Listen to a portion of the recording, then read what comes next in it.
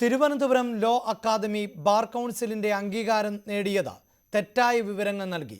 ജീവനക്കാർക്ക് സർക്കാർ നിരക്കിൽ വേതനം നൽകുന്നുണ്ട് എന്ന് ബാർ കൗൺസിലിനെ തെറ്റിദ്ധരിപ്പിച്ചതിന്റെ തെളിവുകൾ ന്യൂസ് 18 ലഭിച്ചു.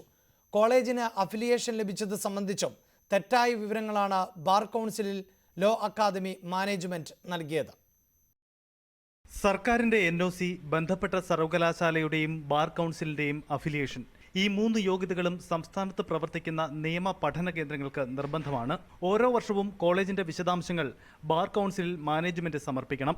2014-2015 വർഷത്തിൽ ലോ അക്കാദമി ബാർ കൗൺസിൽ സമർപ്പിച്ച ഈ രേഖകൾ ശ്രദ്ധിക്കുക. പ്രിൻസിപ്പൽ അടക്കം അക്കാദമിയിലെ ജീവനക്കാരുടെ ശമ്പള വിവരണമാണിത്. പ്രിൻസിപ്പൽ മുതൽ അസോസിയേറ്റ് പ്രൊഫസർമാർ വരെയുള്ളവർക്ക് നൽകുന്നത് സർക്കാർ വ്യവസ്ഥയിലുള്ള ഉയർന്ന ശമ്പളം 37,400, 67,000 എന്ന ശമ്പള സ്കെയിൽ. ഇതടക്കം അക്കാദമിയിലെ എല്ലാ ജീവനക്കാർക്കും ഉയർന്ന ശമ്പളം നൽകുന്നുവെന്ന് മാനേജ്മെന്റ് ബാർ കൗൺസിലിൽ നൽകിയ വിശദീകരണത്തിൽ അവകാശപ്പെടുന്നു. ഇനി ഈ രേഖ ശ്രദ്ധിക്കുക. ജീവനക്കാർ ശമ്പളം പറ്റുന്നതിന്റെ കോളേജ് രേഖയാണിത്.